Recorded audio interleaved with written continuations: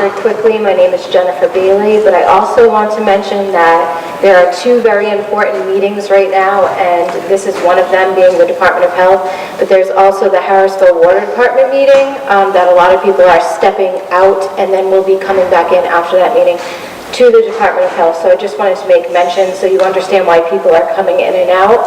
And I know that some people had signed up, like for instance my husband, who would have been after me, but he's going to that meeting.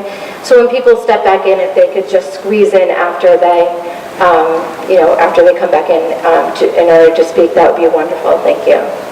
So let me just start here. Good evening. My name is Jennifer Bailey. I'm a resident of Burrillville, Rhode Island. I have my master's degree in science and I practice anesthesia. I want to address some of the many health concerns with the proposal of Invenergy's power plant in Burrillville. Invenergy has proposed building one of the biggest power plants of its kind in New England. It will be less than 5 miles from the biggest power plant in Rhode Island. Both power plants will reside in the small town of Burrillville.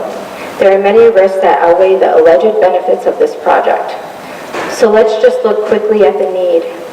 In the healthcare field, our providers take a Hippocratic oath to do no harm. So if a patient comes in for a procedure and there is no need and/or the risk outweigh the benefits, we do not do the procedure. Here, ISO New England states in many areas that we have enough power. The press release enclosed that I will give you in the packet states there are sufficient resources even with the other power plants in the region coming offline. Actually, there is a surplus. Not only is there a current surplus, but they predict a 0.02% overall decline each year for the overall demand of electricity in the region. If there is no need, and we know there are major health concerns, if we are following the Hippocratic Oath, the plant would not be built. There are many areas you touch upon in your advisory opinion for the Clear River Energy Center. Electromagnetic fields, noise, drinking water quality, air pollution, asthma, emergency response, prevention, climate change, and health. For time's sake, I will focus on a few. EMF. Let's start with electromagnetic fields, EMF. You state that research is inconclusive with pediatric cancer. Research in this field started in the U.S. around 1990. There has been less than 26 years of research, and research has found many significant health impacts. Your health report dismisses any health effects of EMF, which is not the case through the current research. There are links between EMF causing diabetes, multiple sclerosis, attention deficit disorders, asthma, and many more. In 2006, studies support 3% of the U.S. population having electrohypersensitivity and 35% having symptoms of electrohypersensitivities. This was over 10 years ago. This is significant and means that people are becoming ill by high voltage lines along with the cumulative effects from other forms of electricity that they are exposed to on a daily basis. Light pollution. Next, let's talk about light pollution, and a lot of this does pertain to the noise pollution as well. Your advisory opinion did not focus on light pollution from the plant, which is another major health effect. The population in this area love their dark night skies, one of the many reasons why many have moved out here to Burrillville.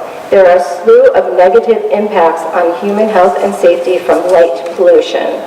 Being exposed to blue light in particular, like that of power plants, has been linked to obesity, depression, sleeping disorder, cancer, diabetes, and more. Like most life on Earth, humans adhere to a circadian rhythm, our biological clock, a sleep-wake pattern governed by a day-night cycle.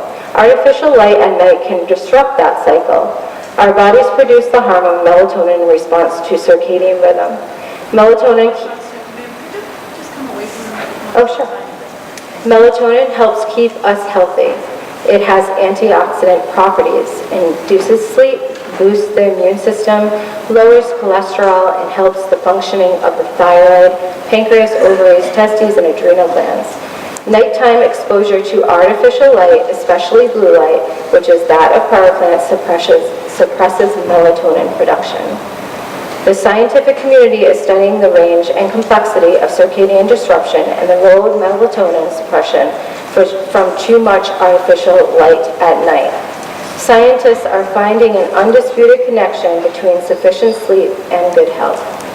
On the 15th of June 2009, the American Medical Association also adopted resolutions that support the reduction of light pollution and glare. In 2012, the American Medical Association has recognized light at night as a carcinogen and a health risk. Ongoing research continues to probe the connection between natural darkness and human health. Air pollution. About a month ago, there was a visual depiction of all power plants and the proposed power plants in the area, which I have enclosed. And actually, Renee came up and showed us the depiction here, which was very helpful. That depiction, that picture that she used, does not include power plants from Providence, Johnston, or the proposed power plant in Providence. Not only do we have the health effects from air pollution from numerous other power plants in the area, but we are adding one of the biggest of its kind in New England, the proposed power plant at 1,000 megawatts, to add to the cumulative health effects. One of the research articles that I looked at the association between residential proximity to the fuel-fired power plants and the hospitalization rate for respiratory diseases. There was a high significance of respiratory illnesses and diseases that required hospitalization in the area. Unlike motor vehicles, which is another source of air pollution, fossil fuel-fired power plants are stationary. According to Invenergy's application, the CO2 alone emitted from this power plant would be the equivalent of adding 750,000 vehicles. That's almost 2 times the amount of vehicles that we have registered in Rhode Island today, and that would be in a current pristine location. That is not taking into account any other cumulative effects from all the other power plants in the area. And it is not taking into account many of the other known chemicals and carcinogens emitted from the plant in pounds per million on a daily basis, which I think Mary Jane Bailey touched upon some of that. When viewing hospital data from 1993 to 2008, research supports a high incidence of asthma, acute respiratory infection, and COPD. The research continues to examine air pollution exposures and associates it with increased risks of not only respiratory, but cardiovascular disease, central nervous system disease, pregnancy complications, triggers for asthma attacks, higher rates of bronchitis, and premature death. Water pollution. The plant is using unprecedented MTBE-contaminated water, which is well 3 and 3A, which were court-ordered, sealed, in affiliation with you, the Department of Health, in conjunction with the court order. According to the court order, this well was never to be used for a water supply. This means a water supply for any purposes. According to Rhode Island General Law 4298-2, the applicant and the EFSB law, the applicant needs to have a high-quality water source. That would mean Invenergy. I've read the documents from both DEM and Department of Health that are referring to this water source as industrial use. If that's what you are considering this water source, then it's against the law because it's not a quality water source. It took Santa Monica, California 10 to 12 years for their first well that was contaminated with MTBE to come back online. They are currently still remediating other wells that were contaminated. Experts had educated us on the proper way to remediate the wells. They stated that we need to remediate the MTBE at the source of the contamination, which is currently not near the location of wells 3 and 3A.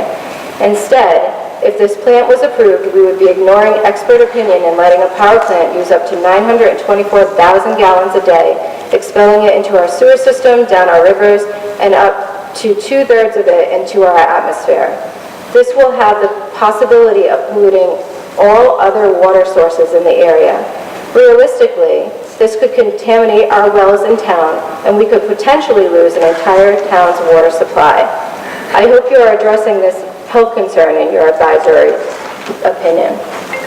The world has less than 1% availability of clean drinking water in the world. This is not a wise option where there is no dire need of electricity in this area.